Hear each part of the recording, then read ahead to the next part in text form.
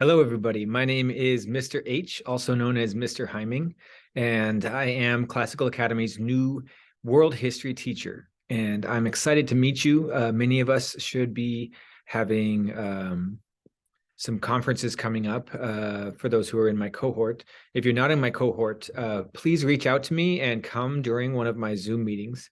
I'm here on Zoom every day. Tuesday to Friday or Tuesday to Thursday, as well as on the school's whole school Zoom every Friday from 8 or 9 till noon. So look forward to getting to know any of you that are doing this virtually, but I'm also recording this for anybody who's just wants to get more access to the lectures that I'm giving in class. So this week, we are covering World War II, specifically the European theater of World War II. And so I'd like to give some background so that you're prepared for the PFAs that are coming. So on Tuesday, we actually watched a video and I paused it periodically to share information. And so I'd like to share that right now. Let me pull that up. I'm going to share my screen. Here it is. It is World War II in Europe every day. Now, this video will be shared into, 1 second. Looks like it's paused. There we go. So this video will be shared into Schoology, so everybody will have access to this. But it's going to be helpful for you to also take notes while I'm lecturing, so you can see exactly what's going on, and you'll be able to really nail those PFAs, because I'm also sharing the information that'll be on the PFAs. So this map changes with time, and it starts off at the beginning of the European theater. Bear in mind, the Asian theater began with Japan's invasion of China.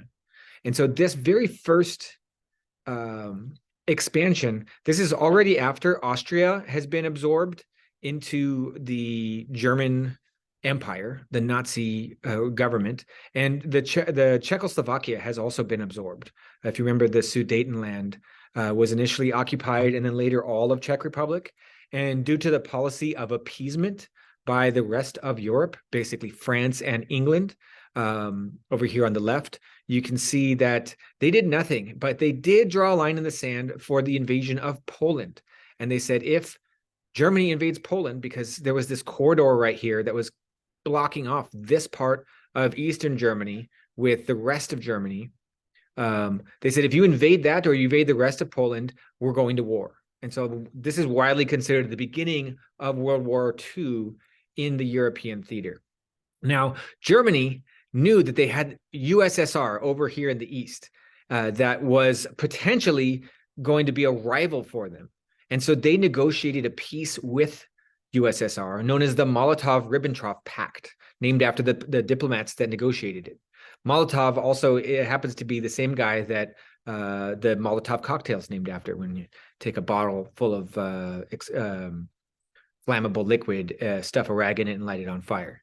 So the Molotov-Ribbentrop Pact, in addition to saying that the USSR and the Nazis would not fight, it wasn't an alliance, it was just a non-aggression pact. They did agree to split up Poland. So you're going to watch here as Poland gets invaded from both sides by the USSR and the Axis powers. So here we go. Now, the Nazis utilized a technique known as the Blitzkrieg strategy, where they would line up a great concentration of tanks and mechanized infantry and trucks, and they would punch through a weak point in their enemy's lines. And their enemies had been expecting World War I style trench warfare, but instead the Nazis would encircle them, go around and form like a pincher move on both sides. And then they would surround them and attack them from all sides and eliminate or wait until they surrendered. The Nazis, unfortunately, did not usually take prisoners of war. When they did, they would send them to labor camps where they would generally die, but they also would oftentimes just let them starve or die in internment camp. So most of the casualties ended up being deaths, even though casualties can oftentimes be used to refer to killed in action, wounded, and prisoners of war. But there wasn't a whole lot of those under any of the Axis powers, for that matter. But here you can see the USSR invading Poland, and Poland getting stuck in the middle, and Poland rapidly is wiped out. Now, at this point, you might notice that there's not a lot happening. Some people call this period the phony war, where the Germany and France basically were just kind of lining up in the Rhineland over right on the French border and not really doing a whole lot. So you're not seeing a whole bunch of movement. One thing you might see, though, is in Finland now is in the game. And this is the Winter War, where the Soviet Union invades Finland. Now, this is a lot of parallels to the existing war that's happening right now between Russia and Ukraine, which is down here on the Black Sea. But what's interesting is Finland mostly won this Winter War. You see some minor territorial gains being made here by the Soviet Union, which are quickly reversed as the extremely competent Finns pushed the Soviets back into the Soviet Union and had sometimes 4, 5, 6, or even 10-to-1 casualty ratio. So they were very effective fighters against the Soviets, but they did end up signing an armistice and allowing Soviets to make very minor gains into Finland. But while technically a loss for Finland, Finland way outperformed the Soviet Union in the Winter War. And this was a wake-up call to the rest of Europe, especially the Nazis, the Germans in the Axis powers, because they're now looking at the Soviet Union, even though they have a non-aggression pact with them. If the Soviet Union can't handle little old Finland, what are they going to do against the Wehrmacht, against the German army? And later on, Hitler will take advantage of what he sees as Soviet weakness in Operation Barbarossa. Now, here you see more blitzkrieg tactics against Scandinavia. And so this is Sweden getting rapidly invaded. And then also, boom, that was Belgium and the Netherlands and Luxembourg rapidly being taken over. And you saw a brief moment where there was a little pocket in France of British, French, and Belgian troops. And right around there, that's Dunkirk. Okay, and so Dunkirk was basically the evacuation of 300,000 Allied soldiers, mostly British, but also French and Belgian, who, even though the British have a massive navy, they did not have the capacity to move 300,000 soldiers across the British Channel. And so they relied upon civilian boats. Over 900 civilian boats, fishing boats, houseboats, yachts, ended up ferrying over those 300,000 soldiers that were trapped in this little pocket in Dunkirk and evacuated them over to the British Isles, allowing Britain to stay in the war. Even with their massive navy, without an army, the Royal Expeditionary Force, they may have actually been kicked out of the war early. Hitler might have invaded them right afterwards, seeing them as weak with having no army. But because of Dunkirk, they were evacuated, 300,000 of them survived, and Britain was able to wait out the war. Now you'll see the blitzkrieg continue through France, and you start seeing Italy joining into the Axis and beginning war in North Africa. And watch how quickly France is conquered. Now, here you see two colors in France. See, the northern part of France, which includes Paris, ends up being absorbed into Germany, into the Nazi Empire. The southern part, it's what's known as Vichy France. This is on your PFAs. This is on your playlist notes as well. And Vichy France was basically a way for Germany to say, hey, look, France is on our side now. Even though we've defeated them, they're not an allied power anymore. France is now on the Axis. And then you can also see these, with the fall of France, all of the French holdings in Algeria, Tunisia, Morocco, those end up getting, Libya, those end up getting absorbed into the Axis. And the only holdout is down here in Egypt, which is in the British sphere of influence. And so that's what's known as the North African Campaign. Now you see the Soviet Union moving into Moldova. You also see here up on the top right, that is Ethiopia, where Italy is now taking over big swaths of Ethiopia. And so right now, things slow down a little bit over this winter, but you can see a little bit of movement happening in, let's see. So Greece. So this is when Italy declares war on Greece. And initially, you see they make minor gains, but Greece pushes them back. But then you see more countries join the Axis in the Balkans. You can also see the British Battle of El Alamein down here in Egypt, where the British and Egyptian forces are able to push back the German and Italian forces. There's two battles of El Alamein. Both are victories for the British. So you can see the British pushing them back there. Oh, and now you can see the British pushing into Ethiopia up on the top right. And you see more people joining the Axis. And at this point, the Germans are looking at the Italians and saying, hey, WTF Italians, how are you losing in Ethiopia? How are you losing in North Africa? You're not able to take over Greece. What kind of rebuilt Roman Empire are you, Mussolini? And so Hitler decides to take things into his own hands, and he sends Nazi soldiers down to help out. And then boom, there's the Nazi soldiers coming in, and they make rapid gains and they take over Greece. They also move into Iran. So you can see the Persian over on the far right. And you can see they push all the way into Egypt again, but they still lose Ethiopia. And see British quickly push them out of Iran. And then now, right here at this point, as you see Iran getting pushed out by, I went back about a week. So this is the beginning of Operation Barbarossa. Now, Barbarossa is a German blitzkrieg betrayal. This is a secret attack. Hitler hid from the Soviets the fact that he was going to be attacking them. They didn't see it coming, and they use these blitzkrieg tactics, and you will watch these encirclements happening, where you'll see pockets of what will soon be blue Soviet Union get surrounded by German tanks in the Wehrmacht as they surround them, and then they eliminate them. And each time that happens, you're looking at 200,000 or 300,000 Soviet soldiers captured and killed. So the amount of losses that the Soviet Union experiences in this next 6 to 7 month period is staggering. They lose over 6 million soldiers and millions of civilians as well. And so watch how quickly Operation Barbarossa takes over the Soviet Union, starting here. Boom. Okay, there's an encirclement. All right, there's another massive encirclement there. Hundreds of thousands of soldiers killed right there. Another one there on the south. Now there's 3 waves being pushed in here. Here you can see they're about to complete another encirclement, and those are literally millions of soldiers dying with each movement.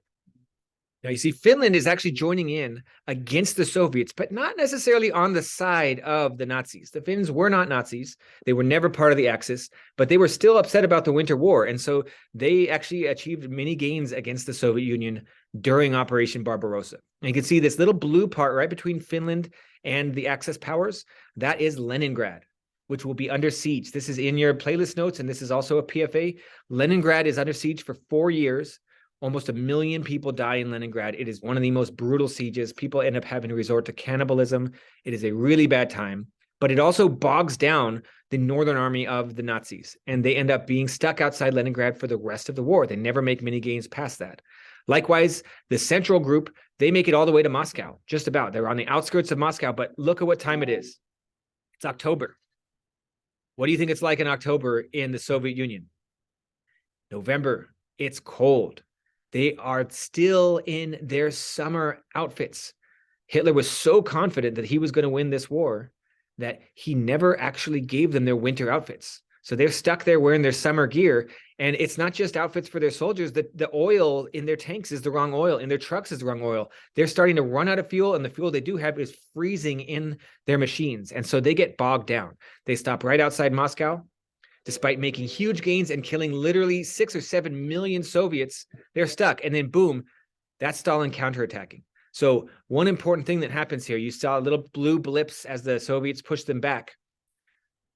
One of the things that happened that's important here is there is a non-aggression pact, an armistice signed between Japan and the Soviet Union. At the beginning of this war, Japan fought the Soviet Union and lost up in Manchuria, up north in northern China, near Mongolia.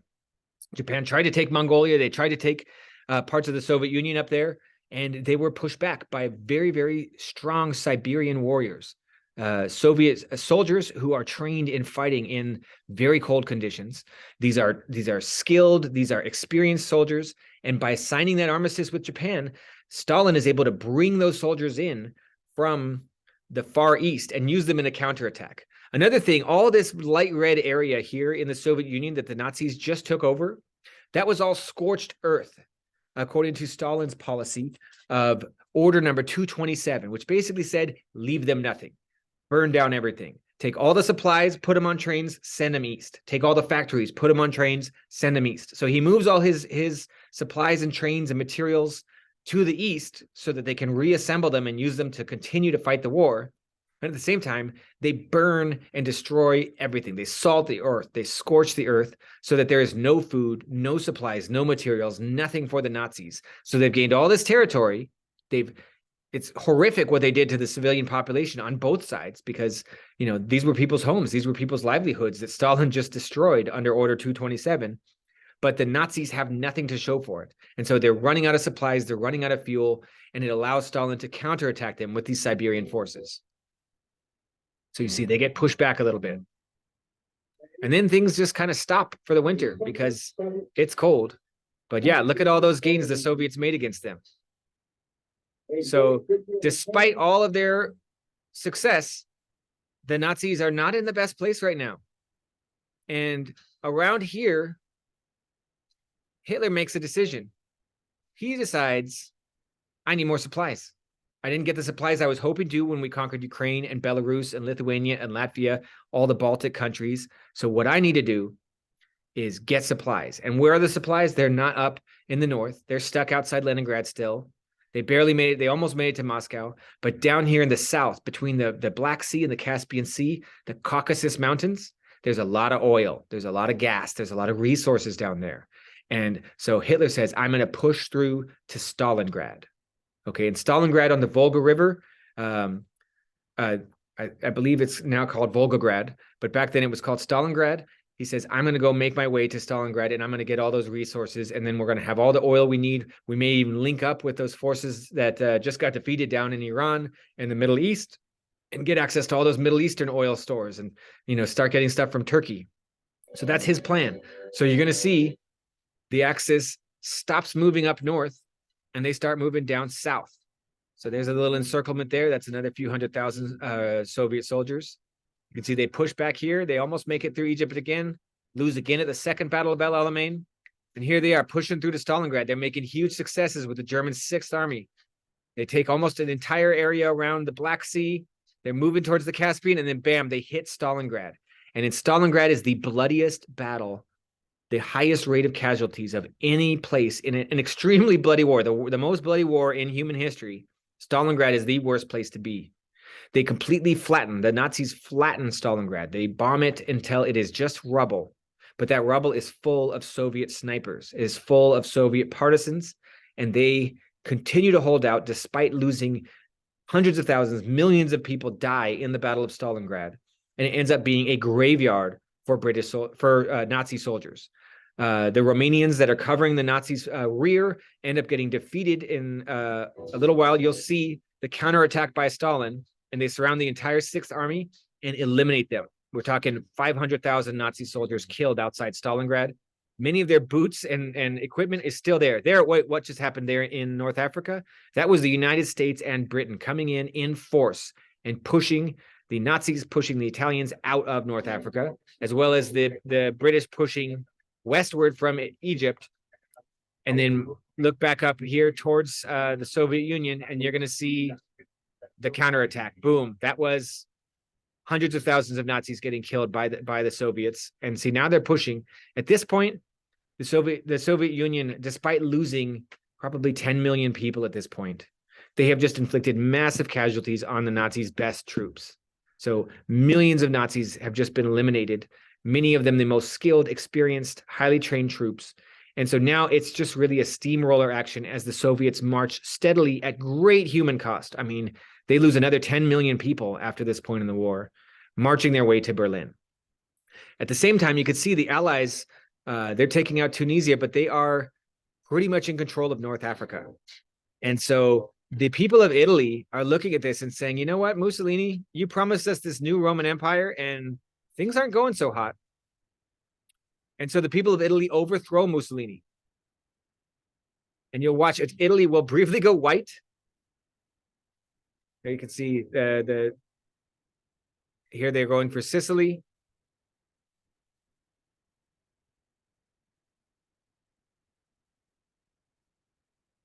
Bam. Okay, so right there, Italy went white, but then the Nazis anticipated Italy getting out of the war. They saw this coming, and so they had their troops ready, and they pushed down and immediately reoccupied Italy to try to stop the Allies from taking it. They were unsuccessful.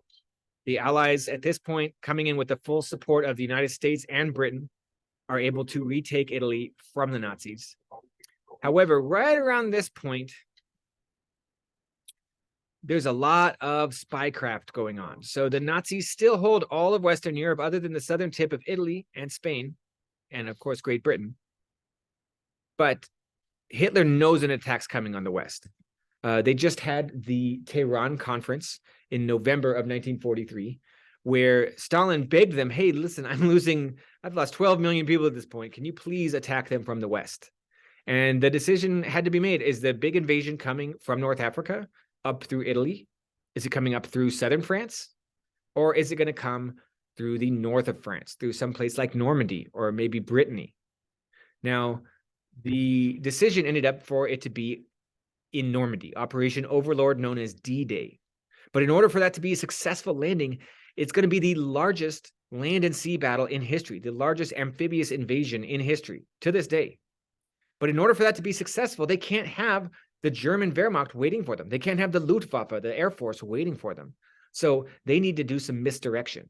So what the Allies do is the British intelligence, which is some of the best intelligence in the world, if not the best, they actually take a body that they find in the morgue of a homeless person. They create a whole fake life for him. They take that body, they give him a whole bunch of documents. They make it look like he's a spy. They create fake wife, fake dog, fake house, fake education, fake spy credentials, and they dropped it off the coast of Spain, who, as you can see, they're white, they're out of this war, but they kind of, as fascists, support the Italians and the Germans. And so they know that when Franco of Spain gets a hold of any intelligence, he's going to send it to the Nazis. And so that's exactly what happens. They drop the body off, the secret documents fall into the Spanish hands, get sent to the Nazis, and the Nazis completely believe it. The British pretend like they're trying to cover it up and hide it, and oh no, they found out that we're attacking from the south. But it turns out to be an incredible bluff, and so Hitler focuses most of his attention to the south, and they even build a fake military. They take balloon tanks and cardboard trucks and stuff and build them up in the north of the UK to make it look like they're not ready for the big invasion or that it's going to be somewhere else. And so what ends up happening is when D-Day finally goes down, they're not going into hardened targets. They're going into an area that is not ready for them. And so that happens in May of 1944. So in the meantime, though, you could see the Soviets are still marching through Eastern Europe. And they're making incredible gains at great personal loss. Many millions are dying. Here we have D-Day. You could see, let's see. So you could barely see it. It's just a little blue blip up in the north of France.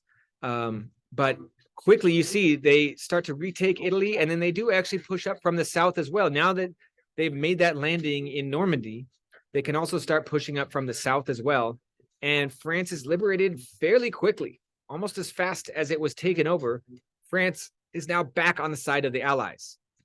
Charles de Gaulle is reinstalled, and now it's just a question of who gets to Berlin first. Is it going to be the Soviets, or is it going to be UK and America? Canada also lands at D-Day. They are one of the three invasion forces of D-Day, the UK, the US, and Canada. Canada ends up liberating the Netherlands, while the United States and Britain push through to Berlin. However, right around, let's see, this is November of 1944. You could see at this point, it's pretty clear that the Axis has lost this war. Now, the Battle of the Bulge does occur right here. You could see this little bit of red poking into France. So there it wasn't. That is Hitler's last big counterattack against the combined British and US and Canadian forces. And so Hitler gathers together his last tanks, his last artillery, his last few 100,000 good soldiers, and he decides he's going to try to reverse all the gains that they've made. And he pushes through into the Ardennes forest, the Battle of the Bulge, but he is defeated. And so the Battle of the Bulge is the last real gasp of the Wehrmacht. And you can see they push in and then are quickly pushed out. So it was a gamble on Hitler's part. It did not pay off. And he probably could have used those soldiers elsewhere, but it doesn't matter. At this point, we have February, the Yalta Conference happens in basically Crimea. And this is where FDR, Churchill, and Roosevelt Stalin get together to decide what's going to be the fate of the Germans, basically, after this war is over. They can see that it's really just a mopping up game right now. And so at Yalta, FDR, Stalin, and Churchill, they decide on basically having the UN. They form the UN later this April. The USSR agrees to invade Japan after their victory in Europe. They decide to disarm, demilitarize, denazify, and divide Germany, which means splitting Germany into 4 different places, which are really just the East and the West, because France, the UK, and the US will become a liberal democracy, whereas the Soviet-controlled portion becomes a communist country. They also agree on $20 billion in reparations, free elections in all of the liberated territories, but they disagree over what's going to happen in Poland. So the Yalta is the last time that the big 3, Churchill, Stalin, and FDR will meet, but they're unable to come to an agreement over Poland, but they're mostly discussing what's going to happen to Germany at the end of the war. So here you see them pushing. They're valiantly pushing through Germany at this point, and really trying to get to Berlin first. You can see how hard they're pushing, but it ends up being the the Soviets who get there first, and Germany surrenders. And there you can see the Soviet flag hanging over Berlin. So there you have it. That is World War II every day. Now, we also today watched a different video where we watched casualties of World War II. Let me pull that up.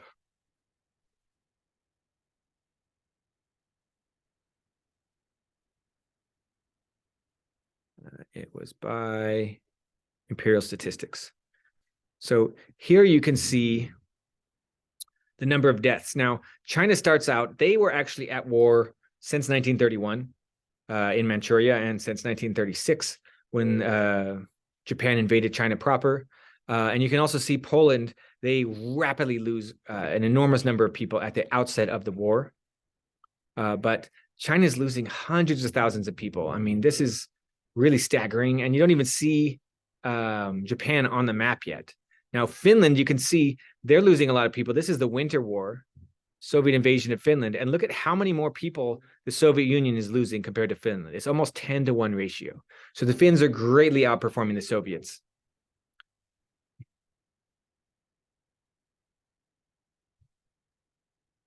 And you can see the Nazis also are greatly outperforming the Poles, also about a 10-to-1 ratio.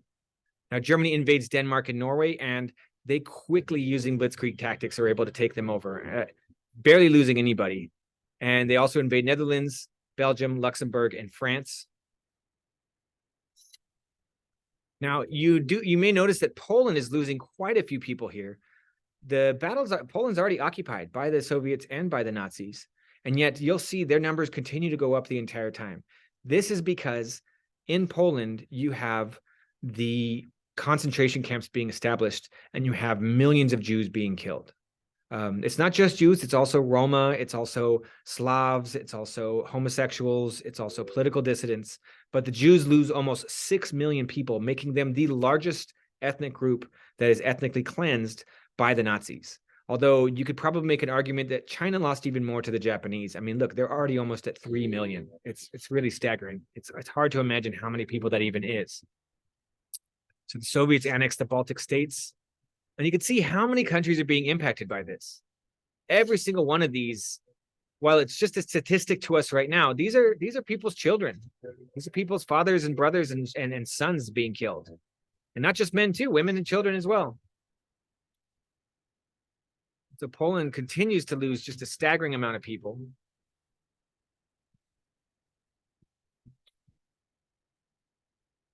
But look at China, almost 5 million people.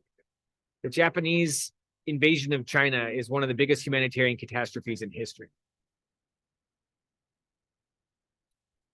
So now Germany and Italy invade Yugoslavia. You can see a lot of people dying in Yugoslavia right here as they climb.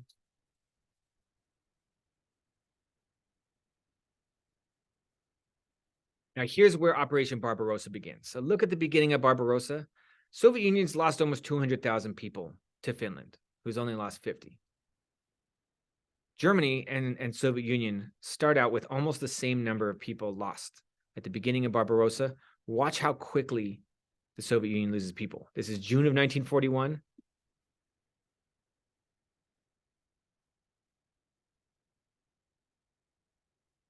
They lose more people in a day in some of these battles than Russia's lost in an entire year in what's considered to be a very poor showing against Ukraine right now. They're not doing well. They're doing much worse than they did in Afghanistan. They're doing worse than the United States did in Iraq or Afghanistan or Vietnam. And yet still, they're already at 1 million in just a month. They've passed Poland in 2 months. Germany is losing a lot of people too, and these are many of their best troops as well. So they're going to miss a lot of these soldiers that they're losing, taking all of these gains in the Soviet Union. And by November, they've already matched China. They've lost 6 million people, more, almost over 7 million people in just a few months. It's one of the most staggering losses of life in history. And it's starting to get cold. And you're going to see the Germans start to lose a lot of people too. Now the United States is in the war, but we haven't lost enough people, even in Pearl Harbor, to be on the map. Japan's at 62,000 though, which shows you the incredible ratio of success that they've been having. But Japan's starting to lose a lot of people too, because now they're fighting the US. But look here, when Japan bombed Pearl Harbor, they also invaded the Philippines, French Indochina, and the Dutch East Indies. Now, we oftentimes focus on the United States and our loss of life and the fact that Pearl Harbor was a tragedy for us, but just look at how many people have died in those 3 countries right here and watch how quickly they rise.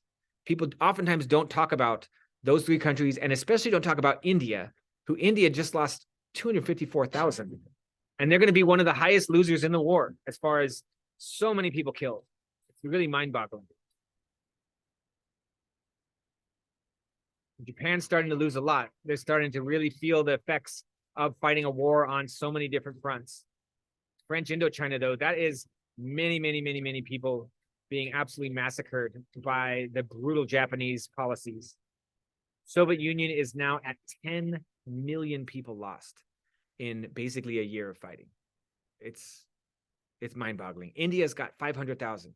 Okay, so because India is a British colony at this time, and they're having to fight against both the Nazis and fight against the Japanese. Dutch East Indies are losing an incredible amount too. If you look at some of the long form resources I posted on Schoology, you can see that the Dutch East Indies and French Indochina were actually incredibly hard hit by World War II. You can also see North Africa is coming into play, and British and American forces have almost taken them back at this point.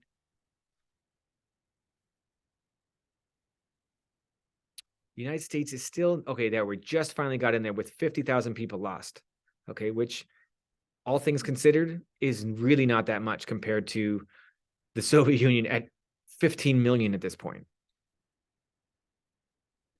So now we're into 1943, and you can see just how brutal this war was for so many different places. Greece at almost 500,000 people lost.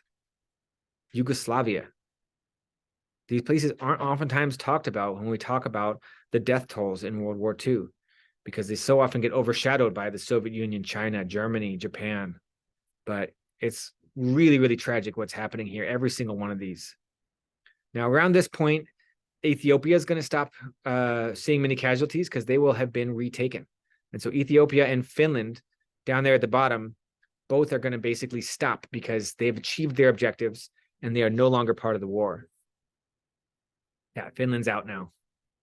Ethiopia is just about out as well. India, over 1 million people.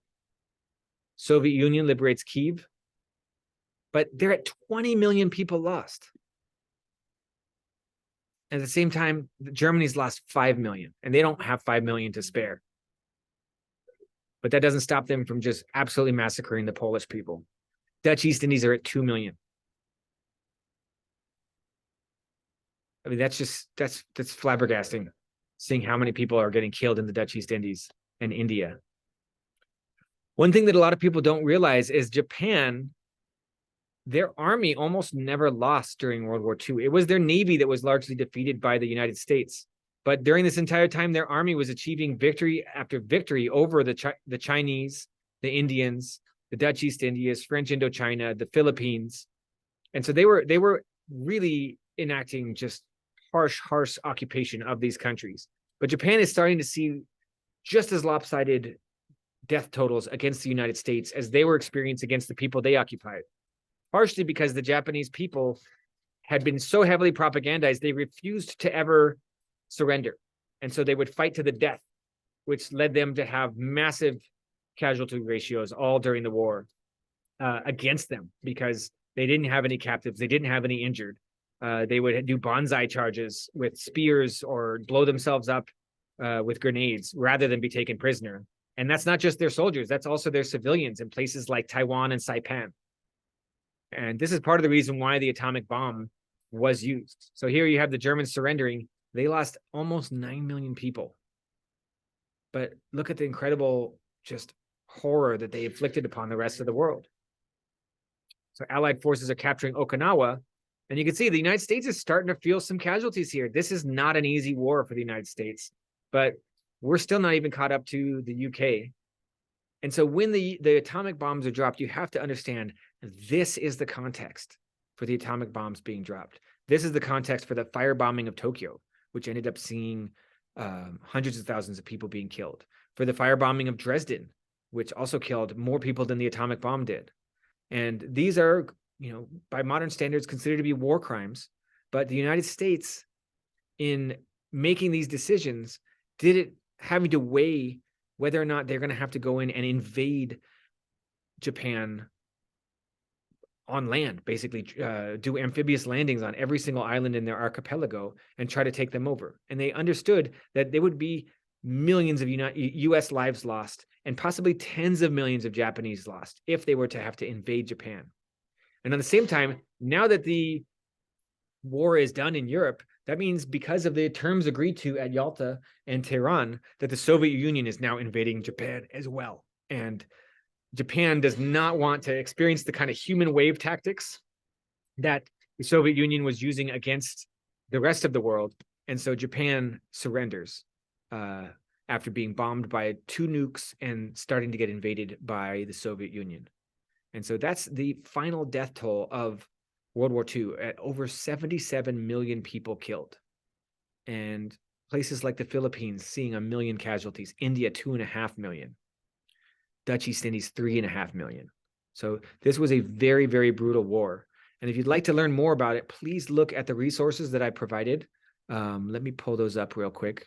If you go into Schoology, you will see here under World History, Section 1, I've already posted quite a few resources here. If you go into Pacific and European Theater, I've got some great videos, documentaries about the beginning and middle of World War II, a timeline for the beginning, World War II from space video, which we've been watching in class, which really fantastically made, although a little bit American-centric, a really good timeline. This might be my favorite timeline on here. Let me pull that up. Normandy, 1944. What I like about this timeline is it provides pictures for every bit of information that it provides. So as you're reading about it, and it starts way back in World War I and Hitler's rise to power. But when you learn stuff, it can be really helpful to see pictures of it. So you get multiple frames of reference for the information that you're getting. So I highly recommend going through this timeline because it is quite useful. But there's also in Schoology, beyond even these timelines, you've got your guided notes, which I'm not recommending that you use as your way to basically do the PFAs. I feel like you can print those out and use them, but I think you would be better off using the handwritten notes or your lecture notes from Summit. But if you click here on deeper dives into World War II, I've been pulling together longer form, deeper, and in some cases more focused information about World War II, because there are thousands of documentaries out there. So if you want to learn about technology in World War II, I've got 5 really good ones right here. Some of them, like Cryptonomicon by Neil Stephenson, is an audiobook or ebook, which you need a library card for. But most of them, if you just click on them, it'll pull right up. A lot of them are in YouTube as either documentaries or audiobooks that are being read. Making of the Atomic Bomb, Radar. Here we have Spycraft. So if you want to learn about the code talkers, female spies, code breakers, secret spy missions, secret weapons, the Ministry of Ungentlemanly Warfare. That one you can learn all about some of the really fascinating ways that they used spycraft to win World War II.